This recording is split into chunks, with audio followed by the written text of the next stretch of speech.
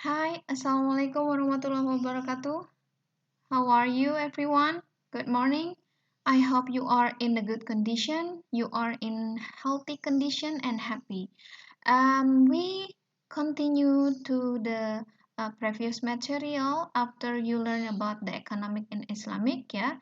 Nah, and then you answer the question and also you find the synonym of some vocabularies as what I promised last week that you are going to learn about future tense. What is future tense? Then we can learn it now. You have to pay attention on my explanation, yeah. So in this case, future tense have different number ways of referring to the future in English. Yeah, it is important for you to remember that we are expressing more than simple the time of the action or the event. Obviously, any future tense will always refer to a time later than now, but it may also express our attitude to the future event. So here are the following ideas that can be expressed using different tenses ya.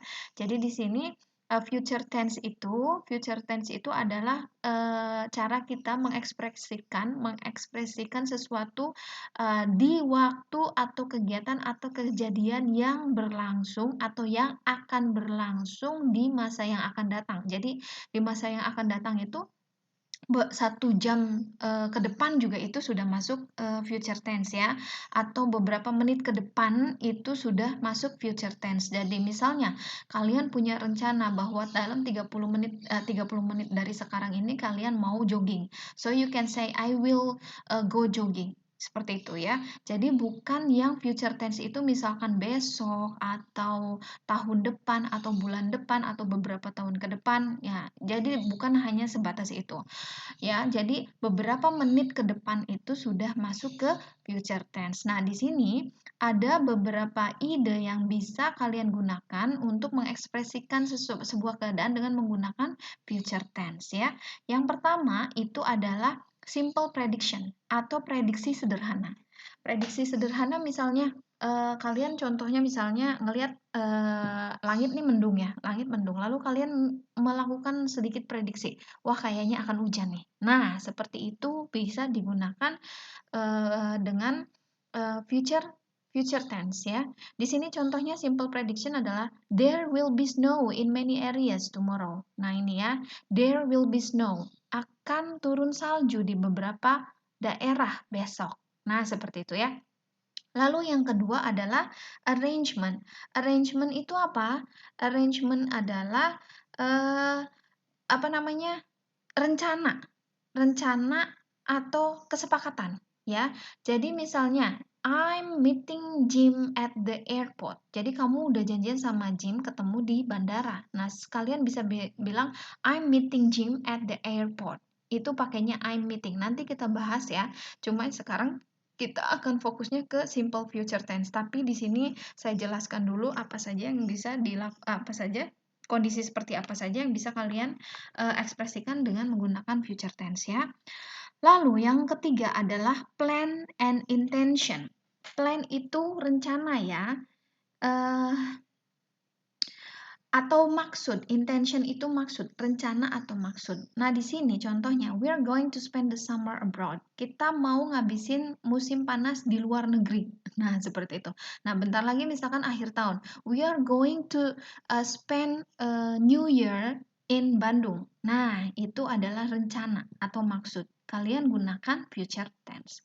Lalu, timetable events. Jadi, timetable event itu agenda yang akan dilakukan. Misalkan pesawat akan berangkat jam 3. Nah, itu adalah masuk ke future tense tapi kita gunakannya di sini adalah present tense. The plane takes off at 3 a.m. ya. Itu masuk ke ekspresi future. Lalu, yang berikutnya kita ada prediction based on present evidence. Jadi prediksi yang berdasarkan dengan bukti yang saat ini. Nah, yang tadi bisa sama ngelihat bukti bahwa langitnya mendung gelap, maka kalian bisa memprediksi. ngelihat mendungnya itu sekarang, tapi memprediksi kejadiannya itu di beberapa waktu ke depan. Nah, I think it is going to rain. I think it is going. Nah, di situ ada it is going, itu menandakan future atau yang akan terjadi beberapa waktu ke depannya. Nah, berikutnya adalah willingness. Apa itu willingness? Willingness adalah kesediaan. Kesediaan ya. Kesediaan di sini adalah will give you a lift to the cinema. Saya akan ngasih kamu tumpangan ke sinema. Sinema itu biasa ke bioskop. Bioskop ya. Jadi kesediaan, kamu bersedia ngasih temenmu tumpangan. Ya, kamu bisa menggunakan future tense. Nah, berikutnya adalah an action in progress in the future. Jadi, kegiatan yang berlangsung di masa yang akan datang.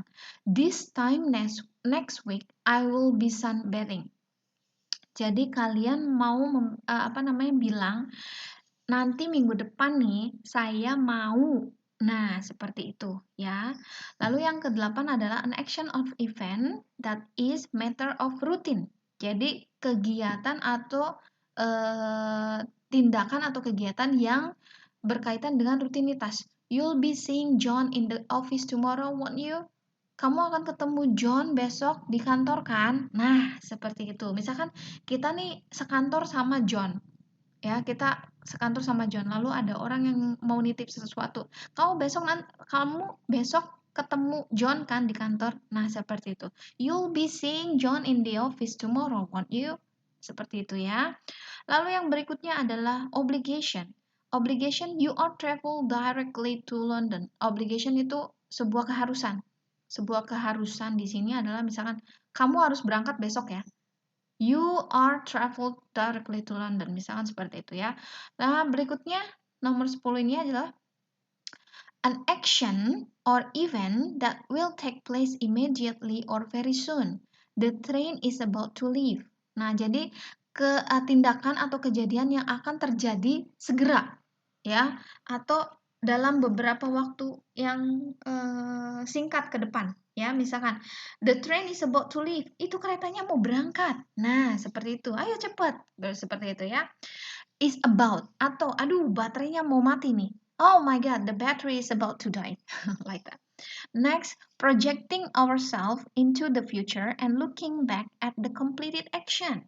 Contohnya, a month from now, he will have finished all his exam. Jadi, memproyeksikan diri kita di masa yang akan datang dan looking back dan melihat tindakan apa yang akan selesai.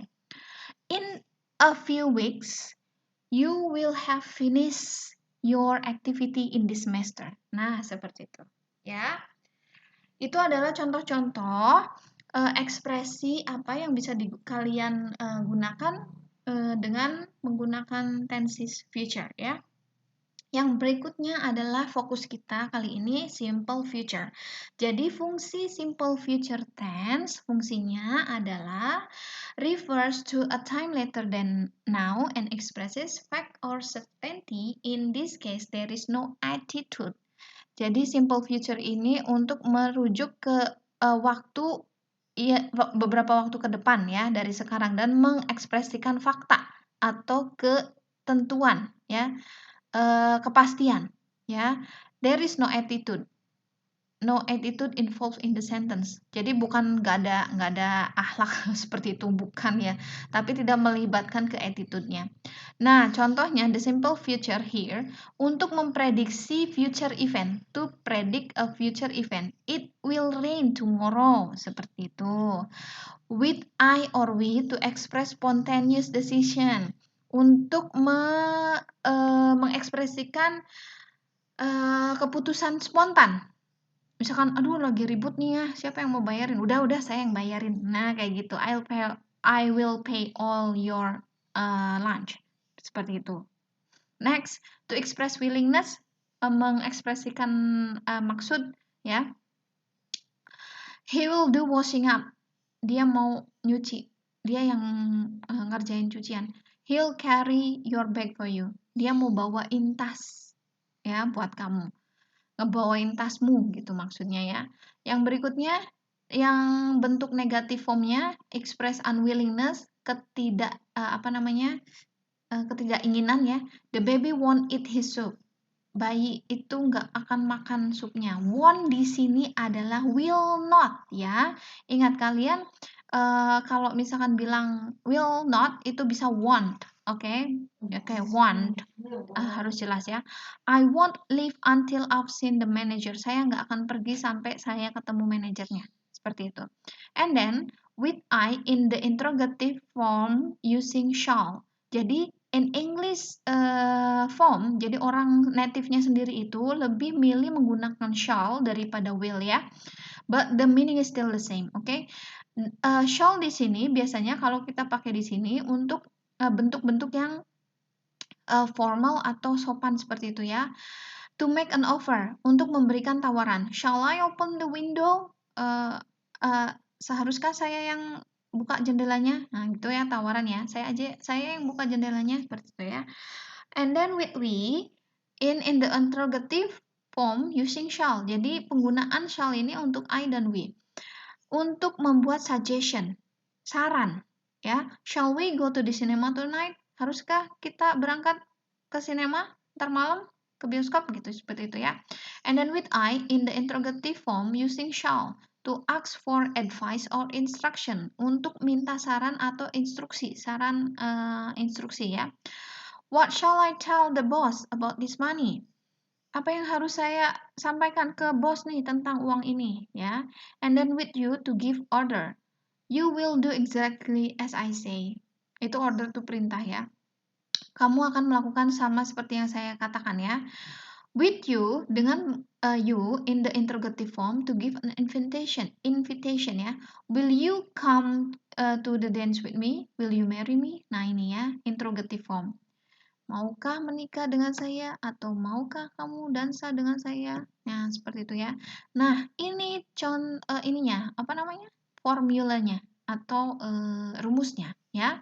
Di sini ada subjek, di sini penggunaan will, ada shall untuk I ya.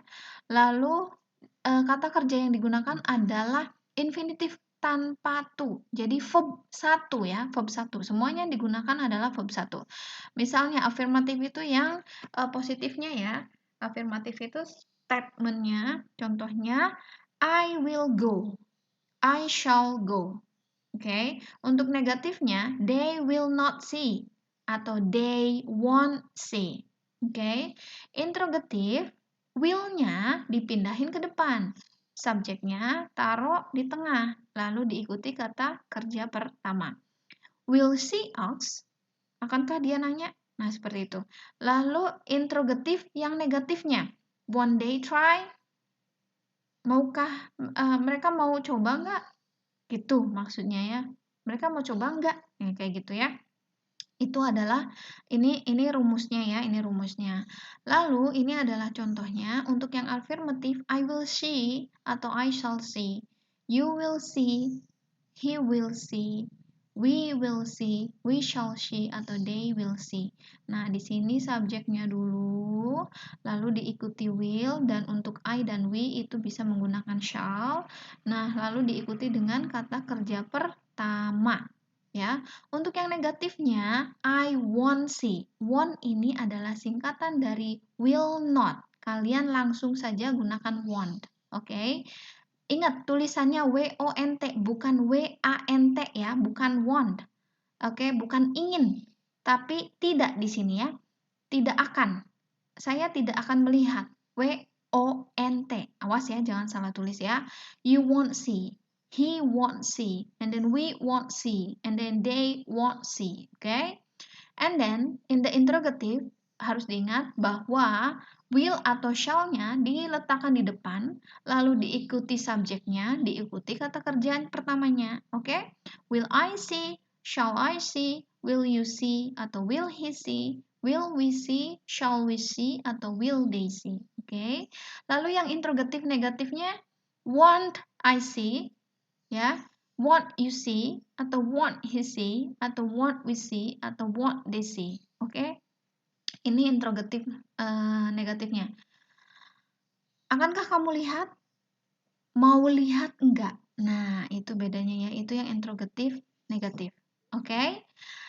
Oke, kalau kalian sudah memperhatikan semua penjelasan saya, di sini ada exercise-nya. Nah, ini exercise-nya kalian nanti saya share ya, nanti saya share link ini di WhatsApp group, lalu kalian langsung kerjakan dan skornya kalian kumpulkan di list di WhatsApp group ya. Nanti saya masukkan ke nilai harian kalian. Itu saja, that's all our material today. Yeah, I hope you can learn carefully for the material today. Yeah, thank you very much for your attention on my explanation. See you next week. Assalamualaikum warahmatullahi wabarakatuh.